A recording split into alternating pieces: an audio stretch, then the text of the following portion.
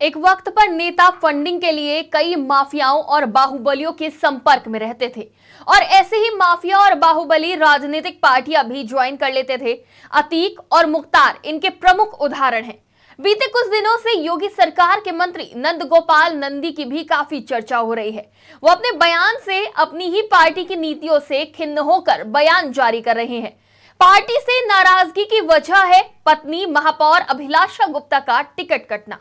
आखिर टिकट काटने की वजह क्या है, साथ ही कुख्यात अपराधी अतीक अहमद के साथ योगी के मंत्री नंदी का क्या कनेक्शन है, जान लीजिए। नमस्कार, आज की खबर में आपका स्वागत है। मैं हूं आपके साथ शिखा मेहरोत्रा। माफिया अतीक अहमद की बहन आयशा नूरी ने जब उद्यमिता विकास मंत्री नंद गोपाल गुप्ता नंदी पर अपने भाई से उधार लिए 5 करोड़ रुपए वापस मांगने पर फंसाने का आरोप लगाया तो सभी हैरान रह गए। अपनी छोटी भाभी और बेटी के साथ प्रेस क्लब पहुंची नूरी ने कहा कि उसकी भाभी शाइस्ता परवीन को बसपा ने जब से महापौर पद का प्रत्याशी घोषित किया तब से मंत्री और उनकी पत्नी अभिलाषा गुप्ता षड्यंत्र रच रहे हैं ताकि वो चुनाव न लड़ सके। आयशा ने बताया कि एक बार वो अपनी भाभी शाइस्ता परवीन के साथ अहमदाबाद जेल में अपने भाई अतीक से मिलने गई थी।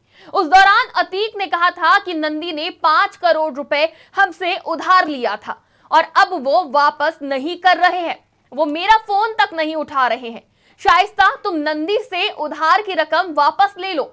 अब वो पैसे देना नहीं चाहते। इसके बाद से ही मंत्री नंदी उनके भाई और भाभी को साजिशें रचकर फंसा रहे हैं।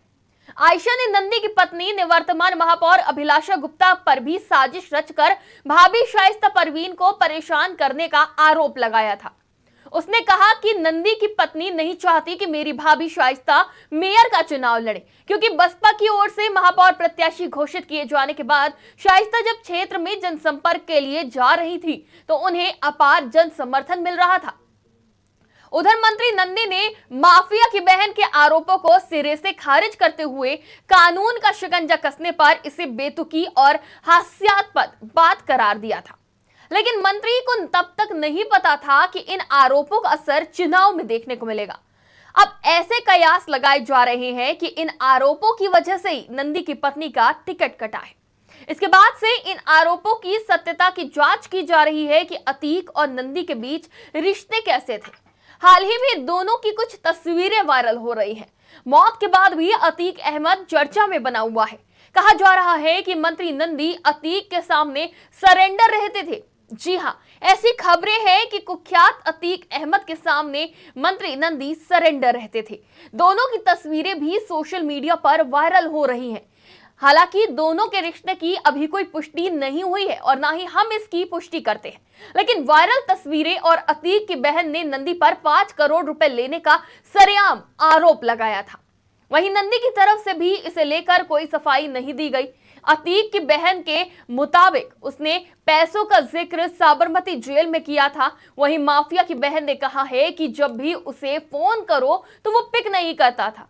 मंत्री नंदी बसपा से 2007 में कैबिनेट मंत्री बने। इसके बाद 2017 विधानसभा चुनाव में बीजेपी में शामिल हुए और इलाहाबाद दक्षिण सीट से चुनाव जीते।